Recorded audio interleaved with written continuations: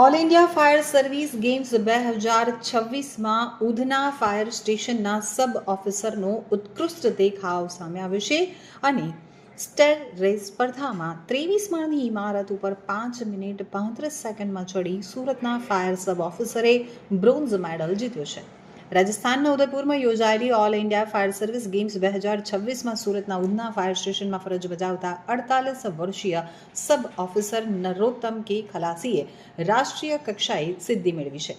સુરત શહેર તેમજ Surat fire and emergency સર્વિસનું ગૌરવ વધાર્યું છે। તેમણે સ્ટેર રેસ સ્પર્ધામાં 23 માળની ઇમારત માત્ર 5 મિનિટ 35 સેકન્ડમાં ચડી અને બ્રોન્ઝ મેડલ પ્રાપ્ત કર્યો છે।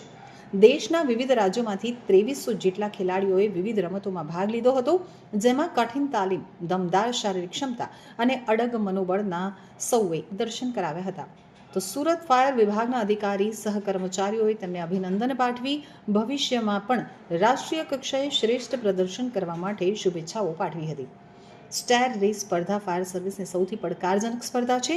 સંપૂર્ણ ફાયર ફાઇટિંગ ગિયર સાથે ઊંચી ઇમારતની સીડીઓ સમય મર્યાદામાં ચડવી અને ફાયર કર્મચારીઓની ફિટનેસ, સહનશક્તિ અને ફરજ પ્રત્યેની તૈયારીનો પરિચય આપે છે। આ સિદ્ધિ અંગે સબ ઓફિસર નરોત્તમ કે ખલાસીએ જણાવ્યું હતું કે ફાયર સર્વિસની નોકરીમાં ફિટનેસ અને શિસ્ત અત્યંત મહત્વની છે। રોજિંદી તાલીમ અને ફરજ પ્રત્યેની નિષ્ઠાએ મેડલ અપાવ્યું છે। આ મેડલ હું મારી ટીમ અને સુરત શહેરને સમર્પિત કરું છું।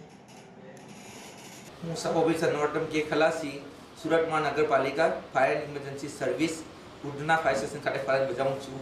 હાલ ઓલ ઇન્ડિયા ફાયર મીટ 2026 તારીખ 27 જાન્યુઆરીથી 31 જાન્યુઆરી દરમિયાન રાજસ્થાન ઉદયપુરમાં યોજાઈ હતી સ્પોર્ટ ઇવેન્ટ। એમાં હું દાદરચર યાની કે 23માં દાદર ચડવાનું હતું, એમાં ભાગ લીધો હતો ને ફાયર પ્રોક્સિમિટી સૂટ તેમજ BSFનો બાટલો પહેરીને હું ભાગ લીધો હતો। એમાં હું 5 મિનિટ અને 35 સેકન્ડે 23 માળના દાદર ચડી ગયો હતો ને એમાં મને બ્રોન્ઝ મેડલ મળ્યો હતો। કઈ પ્રકારની સ્પર્ધાઓ કેટલા લોકો ભાગ લીધો? ટોટલ ઓલ ઇન્ડિયા તરફથી 23 માણસોએ ભાગ લીધો હતો। 23 માણસોએ ભાગ લીધો હતો। એમાં અલગ અલગ પ્રકારની જેવી રીતના દોડ, athletics, high jump, long jump ને ફાયરની સેફ્ટીને લગતી સ્પર્ધાઓ યોજાઈ હતી। એમાં હું સ્ટેરકેસ યાની કે દાદર ચડવામાં ભાગ લીધો હતો। ખાસ કરીને કઈ કંપનીઓમાં જોડાઈ હતી? કોઈ કંપનીઓ ખાસ કરીને મોટી?